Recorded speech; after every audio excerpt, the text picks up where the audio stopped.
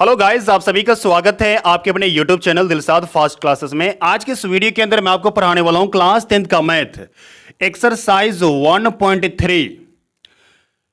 इसमें जितने भी सवाल दिए गए हैं 1.3 के अंदर, ये सारे सवाल बहुत ही ज्यादा इंपॉर्टेंट है। आप बिहार बोर्ड से हो तो भी ज्यादा इंपॉर्टेंट है, और यूपी बोर्ड से हो तो भी इंपॉर्टेंट है, झारखंड बोर्ड से हो तो भी इंपॉर्टेंट है, किसी भी बोर्ड से क्यों ना हो, ये बहुत ही ज्यादा इंपॉर्टेंट एक्सरसाइज दिया गया है। इसके अंदर जितने भी सवाल हैं वो सारे इंपॉर्टेंट है। लगभग में एग्जाम में आने के ज्यादा से ज्यादा चांसेस रहते हैं, कहा जाए 90% चांस रहते हैं आने के। ओके, तो इसीलिए इस सवाल पे ज्यादा फोकस कीजिएगा, और जो मैं पहला सवाल बताऊंगा वो तो और ज्यादा इंपॉर्टेंट है। ओके, इसलिए वीडियो को थोड़ा सा भी स्किप मत करना, अदरवाइज आपको समझ में नहीं आएगा, फिर कहोगे कमेंट करके कि सर मुझे समझ में नहीं आया।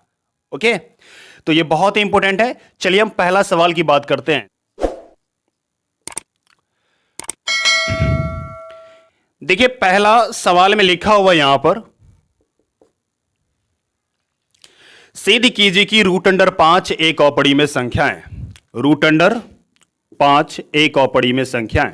ओके, देखो, रूट अंडर 5 हो या रूट अंडर 2 हो या रूट अंडर 7 हो या रूट अंडर 11 हो या रूट अंडर 13 हो, ठीक है, और भी ले सकते हैं।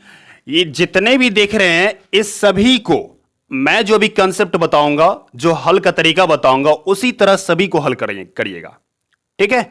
अगर एक बार 5 को हल करना आप जान गए, रूट अंडर 5 को, ठीक है, तो ये सारे आपको हल हो जाएंगे। बात समझ रहे हैं? तो चलिए मैं आपको हल करके दिखाता हूं किस प्रकार से हल करना है। इसको हल करके दिखाना है, आपको दिखाना है कि रूट अंडर 5 एक औपड़ी में संख्या है, यह सिद्ध करके बताना है, ठीक है। तो हम डायरेक्ट क्या कर लेंगे, इसका हम उल्टा मान लेंगे। यह दिया गया है औपड़ी में संख्याएं, सिद्ध करके दिखाना, हम जस्ट इसका उल्टा माना रूट अंडर 5 एक पड़ी में संख्या है।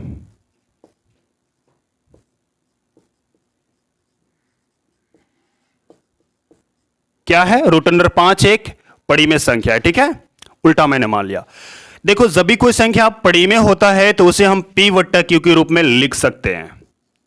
ये तो पता ही है ना, पड़ी में का तो परिभाषा ही है ना, P वट्टे Q के रूप में लिख सकते हैं। तो हम इसको भी P वट्टे Q के रूप में लिखेंगे। किसके बराबर हो जाएगा? P वट्टे Q के बराबर हो जाएगा, ठीक है। बात समझ रहे हो?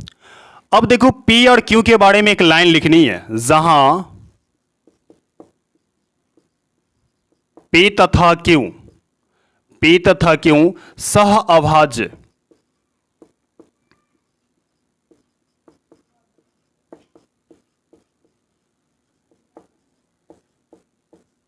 सह अभाज्य संख्या है। क्लियर है? बात समझ रहे हैं? ओके, अब देखिए, हम दोनों तरफ वर्ग करेंगे। वर्ग करते हैं तो क्या आएगा, इसका स्क्वायर कीजिएगा, साथ में इस पूरे का स्क्वायर करना है, ठीक है। और एक चीज और बताऊं कि कारण भी दे दीजिए। कारण देने से ये बेनिफिट होगा, जो चेक करेंगे आपके कॉपी उनको पता चल जाएगा, इनको सारा कुछ पता है, आपको पूरा पूरा नंबर दिया जाएगा, ठीक है। तो कारण जरूर दिया कीजिए। तो हम लिख सकते हैं दोनों तरफ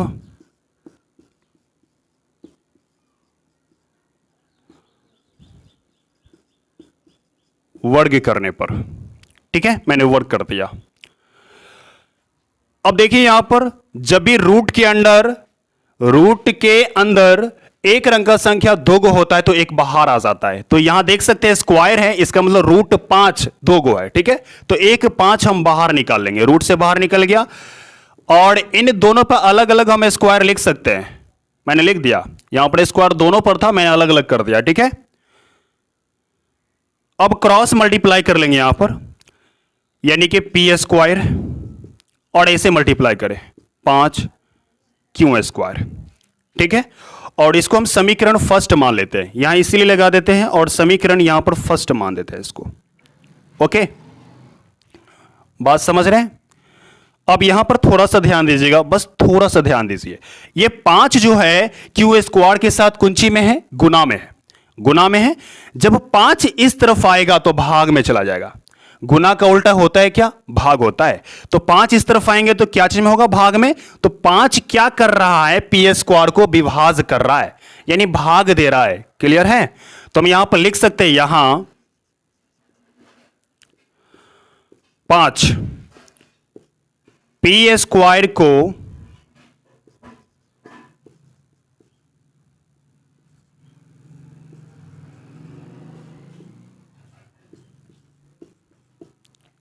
विभाज करता है। 5 क्या करता है? पी स्क्वायर को विभाज करता है। इसीलिए इसीलिए इसीलिए 5 पी को भी विभाज करेगा, विभाज करेगा। ओके, बात समझ रहे हैं? एक चीज मैं बताऊं आपको कि 5 पी स्क्वायर को विभाज कर रहा है। मान लेते हैं ये 36 है। ओके, ये 6 का वर्ग है, वो जो है 6 का वर्ग है, ठीक है। तो इसको 2 विभाज कर रहा है, 2 विभाज कर रहा है। अगर 36 को विभाज 2 करेगा तो इसका जो वर्गमूल है उसको भी 2 विभाज करेगा, ये रूल है। इसीलिए 5 पी स्क्वायर को अगर विभाज कर रहा है तो 5 पी को भी विभाज करेगा। बात समझ रहे हैं? मेरा यही टारगेट था कि 5 जो है पी को विभाज करे। ओके, चलते हैं आगे की तरफ। एक बार और क्या करना है, फिर मान लेना है। हम क्या मानेंगे? ध्यान दीजिएगा। पुनः माना, ये जो देख रहे हो यहां से ध्यान देना, यहां से, ठीक है। P बराबर 5 और M मान लेना। क्या मानोगे? M। और M के बारे में लिखना जहां M एक धन पूर्णांक है। क्या लिखोगे? जहां M एक, शॉर्ट में लिख देता हूं, पूर्णांक, ठीक है, धन पूर्णांक है। क्या मैंने माना कि M एक धन पूर्णांक है, ठीक है। अब दोनों तरफ वर्ग करेंगे, जैसा मैंने यहां पर किया था, वर्ग कर दीजिए। तो वर्ग करेंगे तो हो जाएगा पी स्क्वायर बराबर में 5m इसका स्क्वायर। यहां वर्ग कर दिया मैंने, ठीक है। और कारण देना चाहते हो तो कारण दे देना, यहां पर कारण दे दीजिएगा आप कि दोनों तरफ वर्ग करने पर, ठीक है। अब देखो पी स्क्वायर का मान हमको यहां पर दिया गया है। क्या दिया है? पी स्क्वायर का मान क्या दिया गया है? 5q square. तो पी की जगह पर हम 5q लिख सकते हैं, 5q स्क्वायर, ठीक है। और ये जो देख रहे हो 5 25 और m स्क्वायर। ओके, 5 का वर्ग क्या होगा? 25 और m का वर्ग क्या होगा? m स्क्वायर, ठीक है। और ये जो 5q आया है ये कहां से आया है? समीकरण 1 से आया। तो कारण दे दीजिएगा समीकरण 1 से। क्या दीजिएगा? समीकरण 1 से। इतना समझ में आ रहा है क्या? चलो ठीक है। तो अब 5 से हम इसको भाग देते हैं तो क्या आएगा? ध्यान दीजिए, क्यू स्क्वायर बराबर में 25m स्क्वायर बट्टे में क्या हो जाएंगे? 5 हो जाएंगे, है ना। मैंने 5 लिख दिया और 5 से काटिए, 5 इकाई 5 और 5 25, यानी हमको प्राप्त हो गया। यहां पर क्या प्राप्त हो गया? ध्यान दीजिए कि क्यू स्क्वायर बराबर में 5m स्क्वायर, ठीक है, इतना प्राप्त हो गया। अब यहां पर ध्यान से देखिए तो ये जो 5 देख रहे हैं 5 गुना में है, इस तरफ कुंची में आएगा, भाग में आएगा। तो 5 किसको विभाज कर रहा है? क्यू स्क्वायर को विभाज कर रहा है, क्यू स्क्वायर को विभाज कर रहा है ना। चलो ठीक है, हम आगे की तरफ चलते हैं। ओके, इसका भी स्क्रीनशॉट नहीं लिए तो स्क्रीनशॉट ले लीजिए क्योंकि मैं इसे रेज करने वाला हूं। देखिए यहां पर 5 क्यू स्क्वायर को विभाज कर रहा है, समझ रहे हैं? तो 5 क्यू को भी विभाज करेगा, ठीक है। तो हम यहां पर लिख सकते हैं, क्या लिखेगा? यहां 5 पी स्क्वायर नहीं क्यू स्क्वायर है, यहां 5 विभाज करता है। ओके, इसीलिए 5 जो है क्यू को भी विभाज करेगा, 5 क्यू को भी विभाज्य करेगा।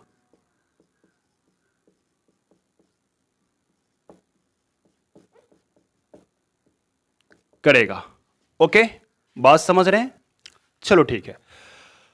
अब देखो यहां पर इस प्रकार हम कह सकते हैं, इस प्रकार 5 P तथा Q दोनों को क्या करता? विभाज्य करता है। दोनों को विभाज्य करता है। दोनों क्या करता है? विभाज्य करता है। बात समझ रहे हो? मैंने ऊपर में लिखा था कि P और Q क्या है? सअभाज्य संख्या है। मैंने लिखा था ना, सअभाज्य संख्या है। ऊपर में मैंने लिखा था, ठीक है। सअभाज्य का माने P तथा Q कोई एक टेबल से नहीं कट रहा है, लेकिन यहां पर मैंने सिद्ध करके दिखाया कि 5 से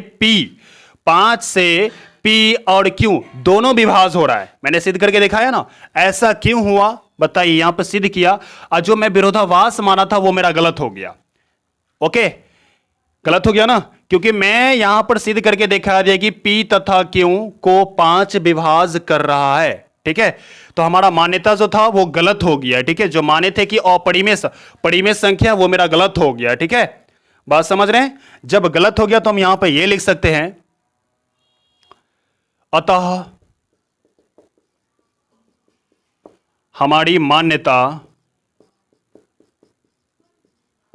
गलत है। √5 एक अपरिमेय संख्या है। क्या है? अपरिमेय संख्या है। बात समझ में आया? क्लियर है? मैंने सिद्ध करके यहां पर दिखा दिया। ठीक है, तो आशा करता हूं ये वीडियो आपको बहुत ही अच्छा लगा हो। अगर ये वीडियो आपको अच्छा लगा हो तो इस वीडियो को लाइक कीजिए। चैनल पर अगर पहली बार आए हैं तो चैनल को जरूर सब्सक्राइब कीजिए।